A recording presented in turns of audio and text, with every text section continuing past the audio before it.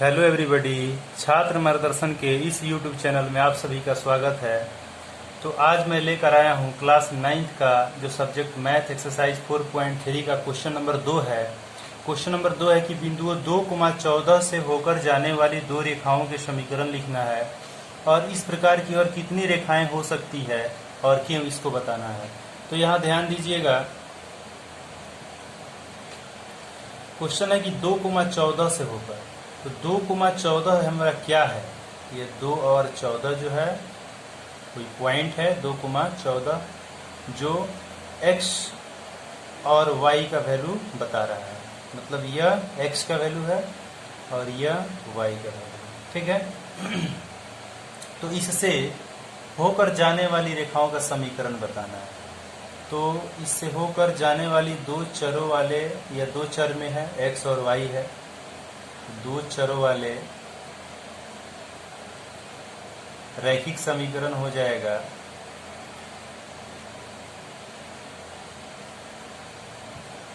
पहला समीकरण हम बनाए तो लिख सकते हैं x minus x plus y equal 12। ठीक, अब देख सकते हैं कि ये जो समीकरण हम बनाए हैं, ये जो हम समीकरण बनाए हैं, यहाँ x की जगह पर कितना रखना है? 2 रखना है। चलिए, तो इस समीकरण में आप x की जगह पर 2 रखिए। तो x की जगह पर 2 रखने पर यहाँ जब हम 2 रखें तो यह 2 इधर माइनस में है, तो इधर आएगा तो कितना हो जाएगा? 2 इधर माइनस में है तो इधर आएगा तो प्लस 2 हो जाएगा। तो प्लस 2 मतलब 12 के साथ जब 2 प्लस होगा तो y का वैल्यू कितना निकलेगा? 14 निकलेगा। मतलब यह जो समीकरण है यह 2 और 14 के लिए सही है। जो x और y का मान 2 और 14 है, इसके लिए यह समीकरण सही है। तो यह समीकरण हो सकता है। एक और समीकरण देना है तथा अगर यहाँ पर हम दे दें एक और समीकरण x प्लस वाई इक्वल, अगर हम यहाँ 16 दे दें तो यह समीकरण उस दोनों चर मानों के लिए सही होगा। आप देख सकते हैं x का वैल्यू कितना है? 2 है। यहाँ 2 रखेंगे तो 2 इधर आएगा तो 16 के साथ 2 माइनस होगा तो y का वैल्यू कितना हो जाएगा? 14 हो जाएगा। मतलब यह दोनों ही समीकरण जो है वह बिंदुओं 2,14 से होकर जाने वाली रेखा का समीकरण बन रहा है। ठीक है, तो यह हो गया, 2 समीकरण हो गया। यही दोनों समीकरण देना था, और भी हो सकता है, अनंत हो सकता है। जो आगे वाला बात यहाँ पर दे रहा है कि इस प्रकार की और कितनी रेखाएं हो सकती है। तो देखिए, यह जो मान है, आप अनंत मान आप यहाँ पर 2 चर वाले रैखिक समीकरण का बना सकते हैं। मतलब इस पॉइंट 2,14 जो पॉइंट है, इससे जो लाइन गुजर रहा है, इस लाइन पर अनंत मतलब यहाँ पर बिंदुएं हो सकती है और अनंत रेखाएं भी हो सकती है जो इस बिंदु को इस बिंदु से होकर जाए। तो यहाँ पर हम लिख सकते हैं कि 2,14 से होकर जाने वाली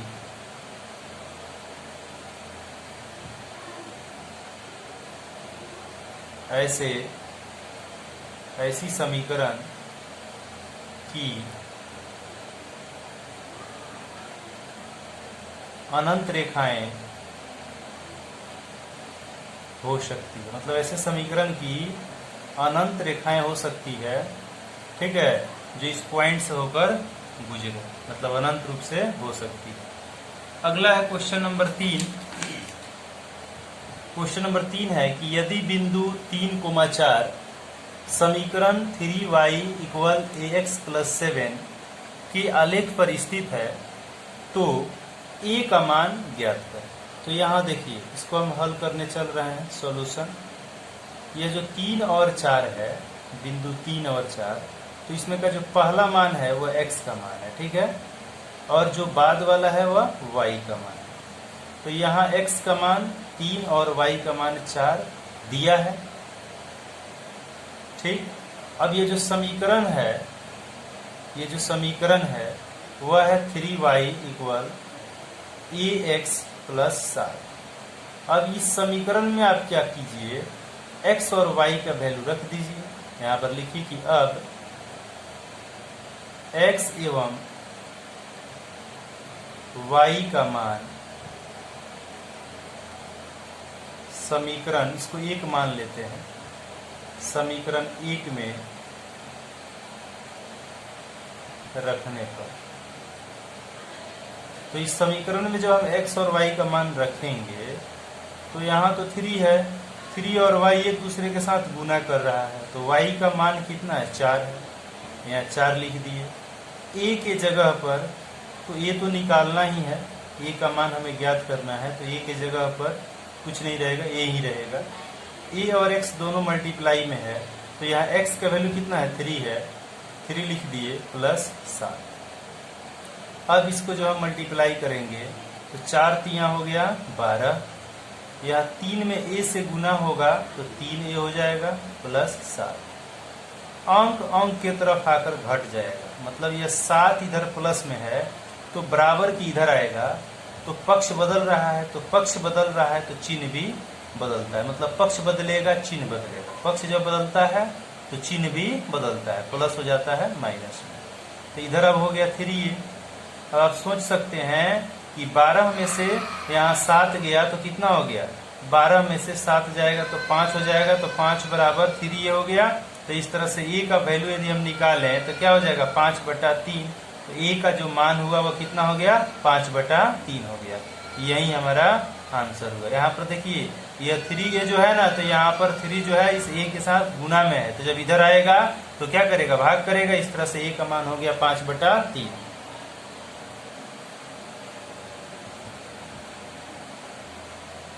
अगला क्वेश्चन है कि एक नगर में टैक्सी का किराया निम्नलिखित है, पहले किलोमीटर का किराया 8 रुपया है।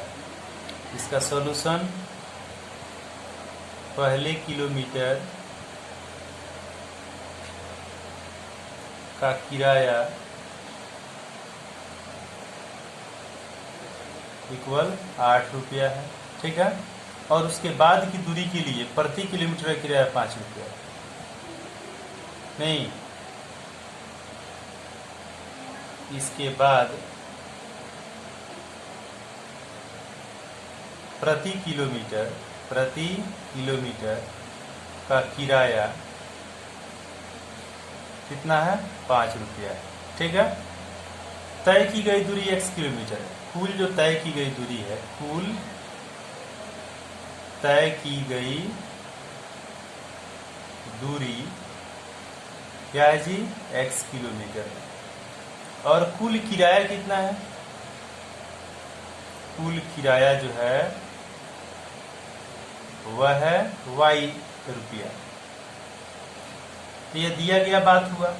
इसका एक रैखिक समीकरण लिखना है और उसका आलेख भी खींचना है, ठीक है।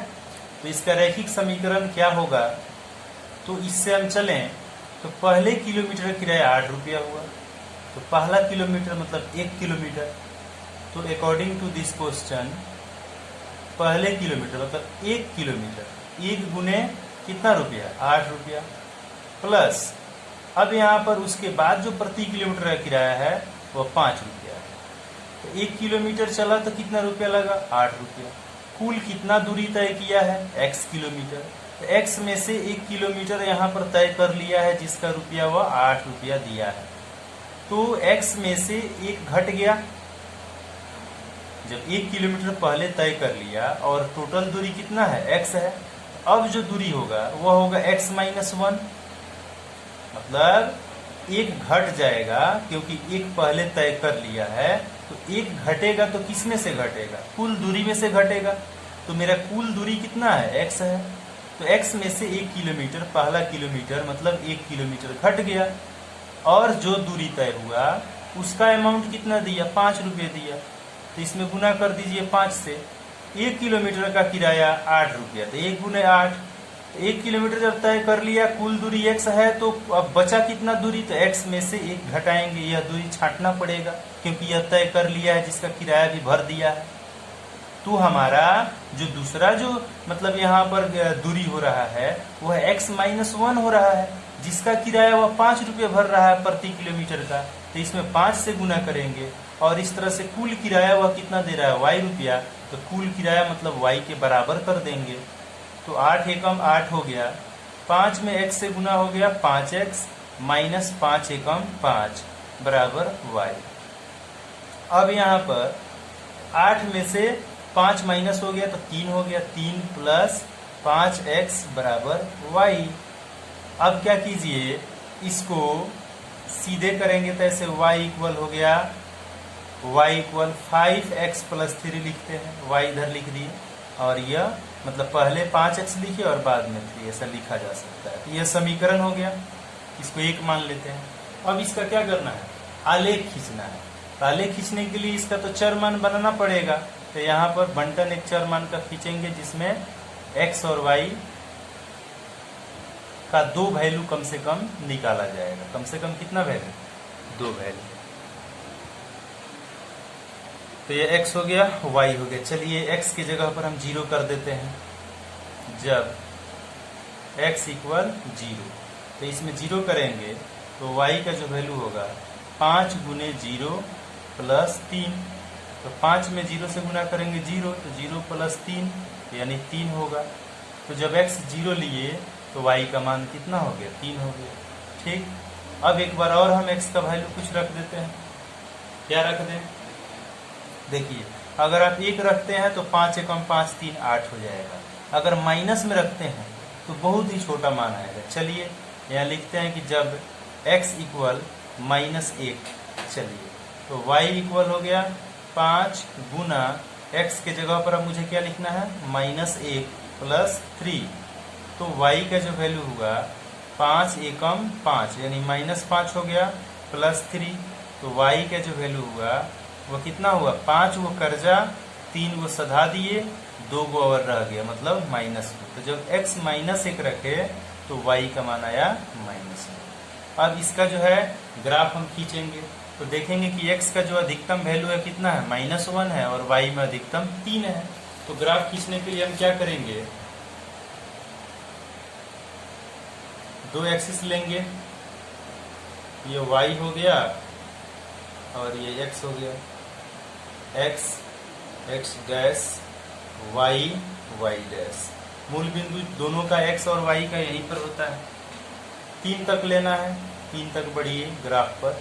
ग्राफ की जो मोटी धारी होती है उसको लेकर 3 तक बढ़िए सभी दिशाओं में।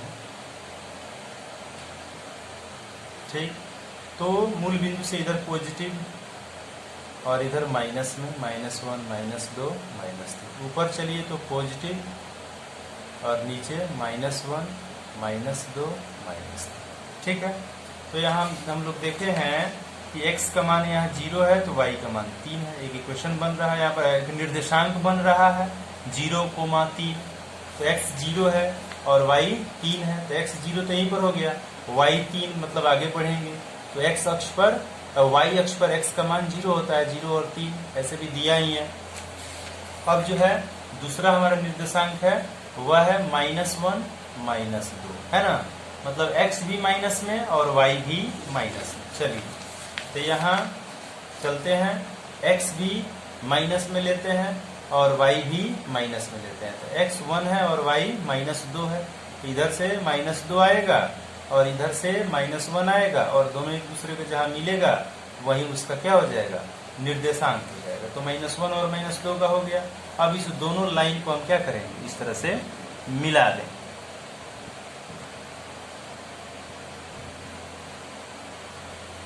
थोड़ा सीधे जाएगा, मेरे पास स्केल नहीं है, हाथ से ही खींच रहे हैं, लेकिन आप लोग सीधे बनाएंगे तो यह क्या हो गया, उसका समीकरण हो गया और इस ग्राफ हो गया। और इस ग्राफ का जो रेखा है, लाइन है, इस लाइन पर उस समीकरण को लिख देंगे जो हमारा यहाँ पर समीकरण निकला हुआ है, y इक्वल 5x प्लस 3। तो इस पर लिख देंगे हम, कहीं भी जहाँ जगह मिले यहीं पर लिख देते हैं y इक्वल 5x प्लस 3। तो यह इसका ग्राफ हो गया। ठीक है, अब हम चलते हैं, मुझे उम्मीद है कि आप लोगों को समझ में आ गया होगा। तो अब हम चलते हैं क्वेश्चन नंबर 5 पर। क्वेश्चन नंबर 5 देखिए, निम्नलिखित आलेख में से प्रत्येक आलेख के लिए दिए गए विकल्पों में से सही समीकरण का चयन करना है। मतलब इस फिगर के लिए इस चारों में से कौन सा समीकरण सही है। और यह आकृति जो क्या है, यह 4.6 है, तो यह 4.7 ही होगा, छूट गया है लिखना। तो इस ग्राफ के लिए इस चारों में से कौन सा ऑप्शन सही होगा। तो हम बारी बारी से चेक कर लेंगे जो पॉइंट यहाँ पर निर्धारित है। x का मान -1, y का मान 1। x का मान -1 रखेंगे तो y का मान भी -1 होगा, मतलब ये नहीं होगा, क्योंकि ये दोनों इक्वल आना चाहिए। एक का मान रखने पर दूसरा मान आ जाना चाहिए। ठीक है, चलिए प्रत्येक बिंदु के लिए, ऐसा नहीं कि ये वो सब संतुष्ट नहीं होंगे, आप इसके भी लिए देखिए। x अगर 1 रखते हैं तो एक ही ना y का वैल्यू होगा, क्योंकि दोनों इक्वल है, तो जो x होगा वही y होगा, जो y होगा वही x होगा। बट यहाँ पर 1 -1 है, यहाँ पर -1 है, बिल्कुल डिफरेंट आ रहा है, इसलिए ये नहीं है। सेकेंड में देखिए, अगर आप x रखते हैं -1 तो y का मान निकालना होगा, तो यह -1 इधर आएगा तो +1 करेगा, बिल्कुल यह पॉइंट इसके लिए सही आ रहा है इक्वेशन के लिए। 0 0 है तो सबके लिए वो तो वही होता है। और इसमें चलते हैं, अगर 1 रखते हैं x की जगह 1 रखते हैं तो 1 इधर आएगा तो -1 होगा, तो y का मान -1 बिल्कुल है, यहाँ पर 1 और -1 है। तो यह जो पॉइंट है, जो दिए गए सभी बिंदु है इस लाइन पर, यह इस समीकरण के लिए सही हो रहा है। तो ऑप्शन नंबर हमारा कौन सही हो गया, 2। अब आइए जो यह क्वेश्चन है सेकेंड, इसमें है यह आकृति 4.7 के लिए है जो यहाँ पर है। इसमें y इक्वल है x प्लस 2। चलिए तो y x की जगह पर वैल्यू रखिए, कौन, -1। तो -1 रखेंगे तो -1 प्लस 2, तो -1 प्लस 2, तो -1 प्लस 2 का मतलब हो गया 2 -1, 2 में से 1 गया, 1 आया। तो y का मान 1 इसमें है क्या, नहीं है, यहाँ 3 है। तो जब एक नहीं मिला तो बाकी मिलवे नहीं करेगा। चलिए ये पहले ही क्रॉस कर देते हैं इसको, जब राइट मिलेगा तब ना आगे की ओर पढ़ेंगे। जब पहले ही रॉन्ग हो गया तो मतलब ये वो नहीं होगा, तो किसी के लिए नहीं होगा वो। चलिए सेकेंड है x -2। चलिए x के जगह पर हम क्या रखें, 0 अब की रखते हैं, तो 0 रखेंगे तो 0 में से 2 घटेगा, 0 में से 2 घटेगा, -2 होगा। तो यहाँ पर y का मान -2 आ रहा है, जबकि यहाँ y का मान 2 है, ये भी नहीं होगा। चलिए थर्ड देख लेते हैं, y इक्वल है -x प्लस 2, यानी आप x की जगह पर इसको रखिए -1 को, बारी बारी से सबका जांच करेंगे। ठीक है, तो x के जगह पर -1 रखे तो -1 अब पहले से भी यहाँ पर माइनस है, x भी माइनस आया, तो माइनस माइनस मिलकर +1 हो गया, तो +1 अब +2 +3 आ गया, बिल्कुल सही है, इस पर सही गया। इस पर भी तो चेक कर लें।